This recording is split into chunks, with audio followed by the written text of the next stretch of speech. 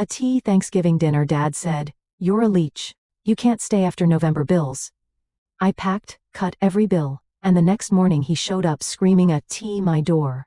My fork hovers halfway to my mouth, laden with sweet potato casserole, as my father's words slice through the muted clatter of Thanksgiving dinner. You're nothing but a leech.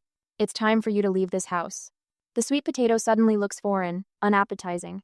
Around me, the dining room falls into a silence so complete I can hear the antique clock ticking from the living room. The same clock I paid to repair last month. I look up, searching for something, anything in my mother's face. But Denise stares intently at her plate, rearranging green beans she hasn't touched. Across from me, my 17-year-old sister Tessa's eyes have gone wide, fixed on her half-empty glass of water. What makes this betrayal so sharp is the timing. I spent the entire morning in the kitchen, basting the turkey, whipping potatoes, and baking 3 different pies while they watched football. Just 20 minutes ago, I shared news about my promotion at work. Now, as steam rises from the food I prepared, my father declares me unwelcome. The irony doesn't escape me. My name is on the electric bill that keeps these lights glowing, the water bill that filled the glasses on this table, the grocery receipt for every morsel of this meal, and the insurance statement that covered my mother's doctor appointment last week. Yet somehow, I'm the burden. 3 months ago, when Mom lost her job at the accounting firm, I stepped in without hesitation. The bills piled up faster than excuses, and Frank's part-time work at the hardware store barely covered the mortgage. I started paying for everything else: utilities, groceries, car insurance, even Mom's medical expenses. Each month, as more accounts transferred to my name, Dad grew more distant, more resentful. His signature, once required for everything in this household, became increasingly irrelevant. His authority, diminishing. 2 weeks ago, I overheard him talking to Mr. Simmons next door, his voice carrying through the open kitchen window. "It's not right," he complained, leaning against the fence. "A man losing control of his own household. She acts like she owns the place now." I didn't realize he meant me until I heard him say my name. Frank stares at me now, his jaw clenched tight, waiting for tears or protests. When I simply continue eating, his knuckles whiten around his fork. The sweet potato tastes like nothing in my mouth, but I chew methodically, swallow, and take another bite. "Did you hear what I said?" His voice rises, thick with irritation. "You need to be out by the weekend." My hands tremble slightly, but not from fear, from something deeper, something shifting inside me. I set down my fork, place my napkin beside my plate, and meet his gaze. I understand perfectly. I understand perfectly. These 3 words hang in the air, not tearful or angry but calm, almost thoughtful. Frank blinks, clearly thrown by my composure. The silence stretches until Mom finally speaks, but not to defend me. "Blair," she says, voice hushed and hurried. "You'll still pay the medical insurance this month, right? I have that appointment on Tuesday." And there it is. The full picture comes into perfect, painful focus. Not family, just a financial resource. Not daughter, just a signature on the bottom of checks. I stand and collect my plate, along with Tessa's empty glass. "Of course, Mom," I answer, my voice steady despite the hollow feeling spreading through my chest. "I'll take care of it before I go." As I move toward the kitchen, my mind catalogs everything in this house that bears my name. The internet service I upgraded when Tessa needed it for school. The refrigerator I replaced when the old one died in July. The utility accounts transferred to me when the warnings of disconnection arrived. I rinse my plate at the sink, methodically scraping uneaten food into the garbage disposal. Through the kitchen window, I can see my car in the driveway, the only thing I own outright that isn't tied to this house. At least I'll have that when I leave. Behind me, I hear Tessa's chair scrape against the floor as she brings her plate to the kitchen. When she places it beside the sink, she doesn't meet my eyes, but her fingertips brush against my wrist for the briefest moment. It's the closest thing to support I've felt in months.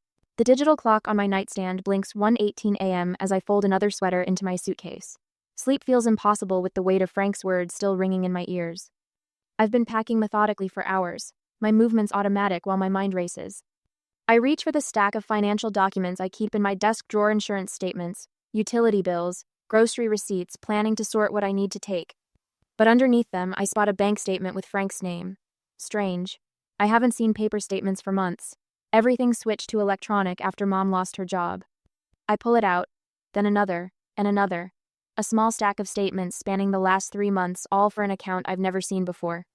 An account with a balance that grows each month while I've been draining my savings to keep the lights on. My hands shake as I drop onto the edge of my bed. The statements blur before my eyes until I blink hard, forcing myself to focus on the numbers. $4,000 in July, $5,000 in August, nearly $7,000 now. Flipping through the rest of the documents, I find a boat dealer's brochure with Frank's handwritten notes in the margins.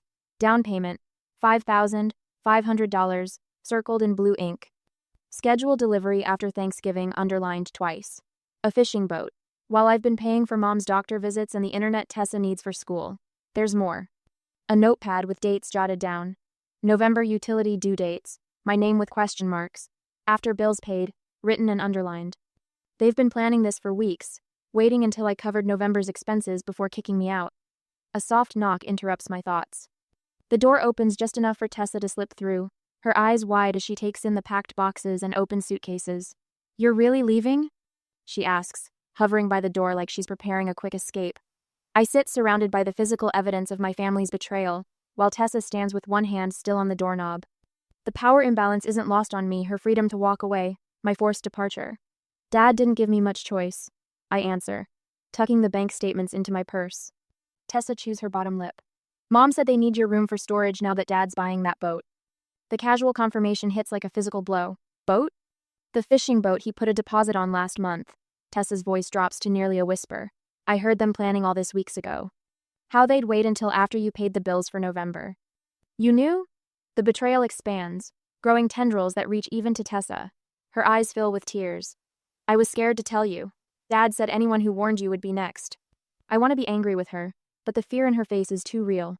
She's still a child navigating the same manipulative household I'm escaping. "There's more," she continues, glancing nervously at the hallway. "Those medical appointments Mom's been having? The ones you've been paying for with your insurance? What about them?" Last week she came home with her lips all puffy. She told Dad the doctor said she couldn't drink through a straw for 2 days. Tessa mimics our mother's distinctive eye roll. "It wasn't a checkup, Blair. It was fillers." The room seems to tilt slightly. "I've been eating ramen noodles 3 times a week to stretch my budget while my mother gets cosmetic procedures on my insurance."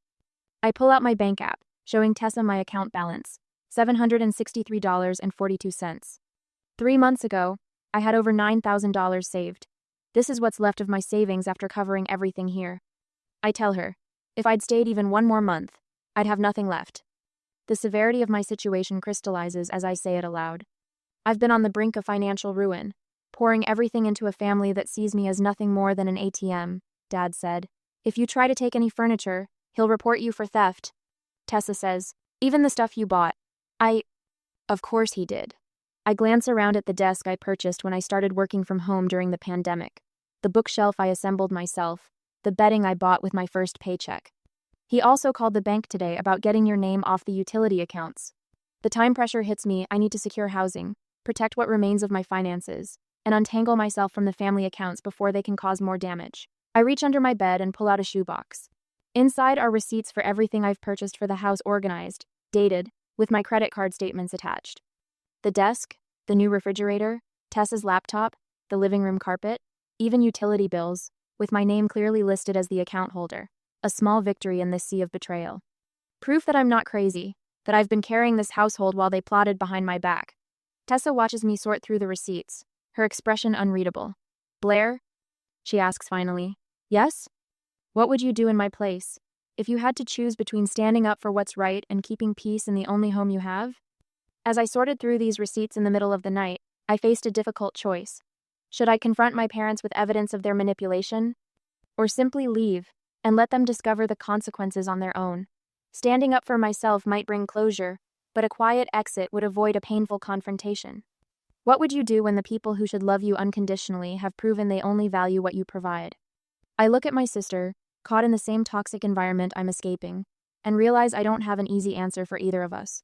3 days later, while I am at lunch break at my part-time job, my Aunt Phyllis's voice crackles through the phone, each word landing like a slap.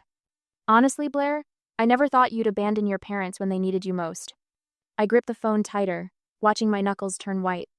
3 days since Thanksgiving, and Frank has already constructed his version of events for the family to consume. "Did Dad mention he kicked me out?"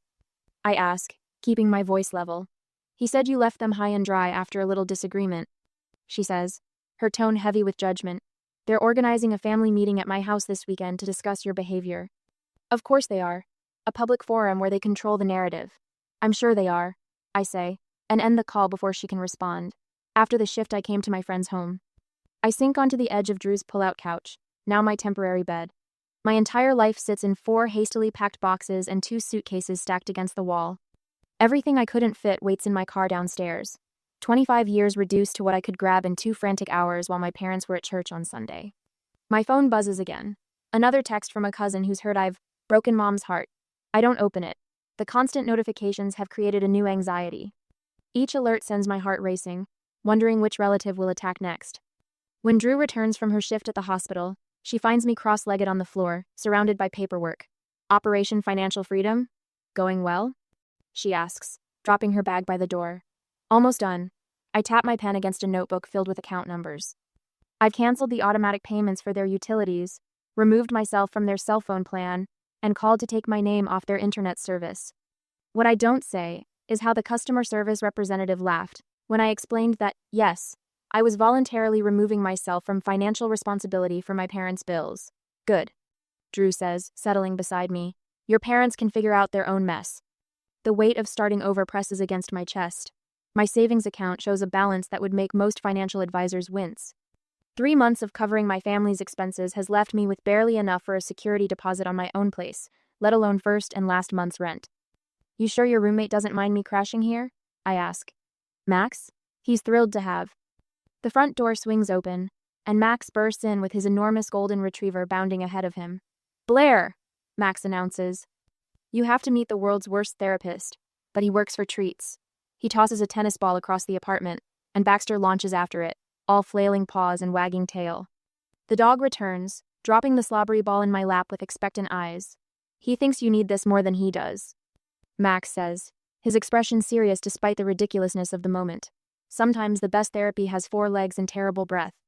When Baxter nudges my hand with his wet nose, I find myself laughing for the first time in days. The sound surprises me, almost foreign to my ears. 5 days after my escape, I sit at Drew's kitchen table, laptop open to job listings that might offer better pay. My current position covers my basic needs, but not the kind of emergency fund I'll need to truly rebuild. My phone lights up with my mother's name. I consider letting it go to voicemail, but something tells me to answer. What have you done? Denise's voice comes through sharp and panicked. The power's out, the internet's down, and my insurance was declined at my appointment. I take a slow breath, feeling strangely calm. I stopped paying for things that weren't my responsibility. But you can't just leave us like this, we're your family. The desperation in her voice might have moved me once, but now I hear the manipulation beneath it. Family doesn't call family a Leech at Thanksgiving dinner. I say, surprised by the steadiness in my voice. Your father didn't mean it. Her tone shifts to something softer, placating. You know how he gets. I do know. That's the problem. I end the call and set my phone down carefully, as if it might burn me. Later that evening, Drew leans over my shoulder as I create new passwords for my email and banking accounts. I notice some suspicious login attempts on your accounts, she says, pointing to the security alerts. We should set up fraud alerts just to be safe. The contrast isn't lost on me, Drew asks, before borrowing my charging cable, while my family felt entitled to everything I owned. Even now, Drew stands a respectful distance away, waiting for my response instead of grabbing the laptop to do it herself. Good idea, I say. Thanks. That night, I find myself scrolling through apartment listings within my budget. Small studios, most of them, but they represent something I've never fully had, a space that's completely mine, where no one can tell me I don't belong. I don't ask anyone's opinion about the neighborhoods, or worry whether the kitchens are big enough for family gatherings. The decisions are mine alone. The next morning, I head to a local credit union and open a new account under just my name. I transfer every penny from my old account, the one my parents know about. My phone pings with a text from Tessa. Mom looking for your banking info. Says she needs to check something. Don't trust her. I've barely finished reading when my phone explodes with notifications, 6 missed calls from home in the last hour. Simultaneously, an email appears. Fraud alert, password reset attempt on your banking app. I stare at the screen, anger rising like a tide. They're not just trying to guilt me into coming back. They're trying to take what little I have left. A day later, the bank representative's voice carries a note of concern that feels strangely validating. Miss Mitchell, we've blocked 3 separate password reset attempts from your parents' home address in the last 24 hours. I grip my phone tighter, pacing the small confines of Drew's spare bedroom that has become my temporary sanctuary. And you're certain they can't access anything? Positive. We've flagged your account for enhanced security measures. Any changes will require in-person verification with photo ID. My chest loosens slightly as I thank her and end the call, adding her name to my growing documentation notebook. Methodical calls have yielded similar results: credit cards secured, utilities formally removed from my name, and medical insurance accounts protected with additional verification steps. The electric company representative had sounded almost impressed. "Smart move contacting us. Your mother called yesterday trying to reinstate service in your name without authorization." Each confirmation acts like a brick in the wall I'm building between my former life and whatever comes next. Not a wall of anger, though that simmers beneath the surface, but of protection, solid, necessary, and entirely of my own design. Drew appears in the doorway with a steaming mug. "Tea with honey. Thought you could use it after all those calls." I accept it gratefully, wrapping my hands around the warmth. "Last one done. Nobody can access or change anything without my direct approval now." Drew nods approvingly. "How does it feel?" Before I can answer, a thunderous pounding rattles the apartment door. The tea sloshes over my fingers as Drew and I exchange startled glances. "Blair." My father's voice booms through the wood. "Open this door right now." Drew motions for me to stay put, but I'm already moving. This confrontation has been inevitable since the moment I walked out. The pounding intensifies as I approach, each impact like a physical blow. Through the peephole, I see my father's face, flushed and contorted with rage. I've seen directed at bill collectors, telemarketers, and now me. "I know you're in there."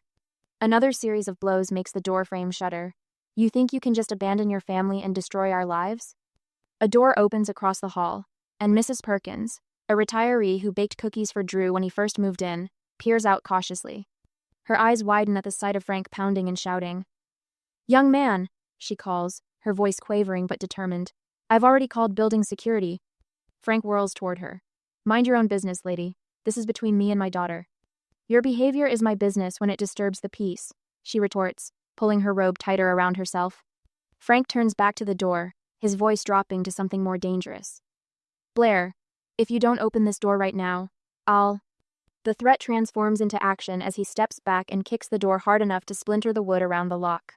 Mrs. Perkins gasps and retreats inside her apartment. My hands tremble as I dial 911, speaking quietly to the dispatcher while Frank continues his assault on the door. Through the damaged wood, I hear the elevator ding, followed by heavy footsteps. "Sir, step away from the door immediately." The authoritative voice of the building's security guard cuts through Frank's shouts. "This is my daughter's place. I have every right." "You have no right to damage property or disturb residents. Police have been called." Frank's response is lost in the sound of sirens approaching outside. Minutes later, I watch through the peephole as two officers escort my father down the hallway, his wrists cuffed behind his back, while he continues to shout that I'm the one destroying our family. When the police officer returns to take my statement, I provide it calmly, describing the financial manipulation, the unauthorized access attempts, and today's outburst with the same detached precision I've used in my documentation notebook. The officer Rodriguez, according to his nameplate, nods thoughtfully as he takes notes. "Would you like to press charges for the attempted break-in?" The question hangs in the air as Drew returns from speaking with building management about the damaged door. "Yes," I say, the words small but firm, "and I'd like to file for a restraining order." Later, as I watch the police car drive away with my father in the back seat, I wonder, was filing an official report too harsh a response to years of manipulation? Or was it the necessary step to protect myself from further harm? Drew squeezes my shoulder gently. "Max is bringing home some security cameras for the entrance. We'll set them up tonight." I nod, grateful for the practical support that asks nothing in return. My phone buzzes with a text from Tessa. "Mom took your laptop and camera from your room, said they're collateral for what you owe them." The message lands like a stone in my stomach. More theft to add to the emotional robbery they've committed for years. I thumb a quick response. "Do you know where she took them?" Tessa's reply comes almost instantly. "Heard her on the phone with Parkway Pawn. Said she got $300 for both. Cated." I show Drew the message, anger rising fresh and hot in my throat. "Those were worth over $2,000. Do you have the receipts? Serial numbers?" I nod, thinking of the meticulous documentation I've maintained for tax purposes. Everything. An hour later, Officer Williams takes my theft report with appropriate seriousness, examining my purchase receipts and noting the serial numbers. "Pawning someone else's property is a criminal offense," she explains, her tone professional but kind. "We'll contact the shop and recover your items." The system that felt so often stacked against me now works in my service, a strange reversal that leaves me lightheaded with possibility. That evening, my phone begins lighting up with calls from relatives I haven't spoken to in months. Aunt Sarah's message is the first I listen to. "Blair, honey, I heard about Frank's arrest. I'm so sorry. We had no idea things were so bad. The neighbors who witnessed Frank's outburst have apparently shared their observations, shifting the public narrative my parents tried to control. The story is spreading, cracks forming in the facade my parents constructed. As I help Max mount the security camera above Drew's door, another text from my mother arrives. The casual entitlement of her words makes my jaw clench. I had to pawn your camera and laptop to cover the electric bill you left us with. Parkway Pawn on 4th Street. You owe me $300 plus interest. I pass the phone to Drew, who reads it and shakes her head in disbelief. The delusion is almost impressive, she mutters, handing it back. I save the message as evidence, my anger not at her audacity but at how long I allowed myself to believe I deserved such treatment. The revelation settles into determination as I finish securing the camera that will capture any future attempts to invade the new boundaries I've built. This time, I'm the one watching. My phone vibrates against the coffee table, my mother's name flashing on the screen. I've been waiting for this call. 3 days since I filed the police report about my stolen laptop and camera, and finally, they're ready to negotiate. Blair? Mom's voice trembles slightly. I've been thinking about everything, and I want to propose a compromise. I say nothing, letting the silence stretch between us. In the background, I hear the television playing the same game show that used to fill our living room every weekday at this hour. If you drop that ridiculous theft report, you can come back home. She pauses, clears her throat. We'll let you continue living here, of course. Your room is still exactly as you left it. The rehearsed quality of her words is unmistakable. I picture Dad hovering nearby, nodding approval at her performance. And Blair, she continues when I don't respond. I think we should discuss your state of mind lately. Frank and I are concerned that you might be having some kind of breakdown. That's something our friends and family would understand better than what you're claiming happened. The threat lands with perfect clarity. Drop the charges or be labeled unstable. I take a slow breath. I have copies of every bill I've paid for the last 6 months. I say, my voice steady. I have bank statements showing transfers to your account. I have text messages asking me to pay for your cosmetic procedures that you claimed were medical necessities. I pause. Would you like me to present all of that as evidence? The silence on the other end tells me everything I need to know. The next morning, Officer Williams follows my car to my parents' house. Her police cruiser parked in the driveway sends a clear message to the neighbors who've been fed my father's lies. As we walk to the front door, I notice curtains twitching in windows across the street. Mom answers the door, her smile faltering when she sees the officer. Mrs. Mitchell, Officer Williams says, I'm here to accompany Blair, while she retrieves her remaining belongings. Inside, the house feels smaller than I remember. Mom hovers nearby as I head straight for my bedroom, Officer Williams following close behind. I've prepared copies of all my financial contributions. I tell the officer, handing her a folder I've been compiling. Utilities, groceries, medical bills, the new refrigerator I purchased in July, all with receipts. Officer Williams flips through the pages, her eyebrows rising. You paid for all of this while living here? Yes. For the past 6 months, since my mother lost her job. Mom appears in the doorway, arms crossed. That furniture belongs to the family, Blair. You can't just take everything. I pull a stack of receipts from my bag and hold them up. I have receipts for everything I'm taking. Would you like to see them? Officer Williams studies my mother's face, then glances back at the financial records. The surprise in her eyes is unmistakable. Mrs. Mitchell, these documents show your daughter has been supporting this household almost entirely on her own. Mom's mouth opens, then closes. She retreats down the hallway without another word. I work methodically, packing books, clothes, and the remaining items that are unquestionably mine. Through my bedroom window, I can see the neighbors watching from their porches, pretending to water plants or check mail. Let them see. Let them know the truth. When the last box is loaded into my car, I turn to lock the front door one final time. The sound of an engine draws my attention to the street. My other car that I'd left parked at Drew's apartment, pulls into the driveway, my father behind the wheel. My stomach drops. The spare key. I'd forgotten about the spare key I'd given them for emergencies. Dad steps out, jingling my keys in his hand. His expression is triumphant as he walks toward me. We need to discuss what you owe us before you take this too, he says, gesturing toward the vehicle I'm about to drive away in. I set down the box I'm holding and reach into my purse, pulling out a folder of documents I've been carrying for precisely this moment. This is the title to that car, I say, holding up the paper. And this is the registration, both in my name. Officer Williams steps forward. Sir, that vehicle is registered to Blair. You need to hand over the keys immediately. The color drains from Dad's face as he looks from the documents to the officer. His hand tightens around the keys. I paid for her college. Her braces. 18 years of. The keys, Mr. Mitchell. Officer Williams extends her hand. Slowly, Dad's fingers uncurl. The keys drop into the officer's palm with a soft jingle. As she passes them to me, I see something I've never witnessed before: my father's complete deflation. The man who has towered over our family for decades suddenly looks small, diminished.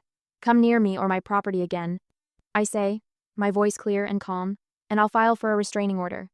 I slide into my car, adjust the mirror, and turn the key. As I pull away from the curb, I see the neighbors still watching, witnesses to the final act of our family drama. Mrs. Henderson from next door doesn't even pretend to be checking her mailbox anymore. She stands on her lawn, phone in hand, no doubt already spreading the news. In my rearview mirror, Tessa appears in the doorway. She's caught between worlds, one foot in the house where our parents remain, one hand raised in a tentative wave to me. Her face reflects both sorrow and something else: admiration, perhaps. The strength she hasn't yet found for herself. I'm 3 blocks away when my phone buzzes with a text. Tessa. They're blaming me now. What do I do? The light ahead turns red. I press the brake and stare at the screen, watching those 3 dots appear as she types something else, then disappear. My sister, the one innocent party in all of this, now stands where I once did, bearing the weight of our parents' manipulation. The light changes to green, but I remain still, cars honking behind me as I consider what comes next.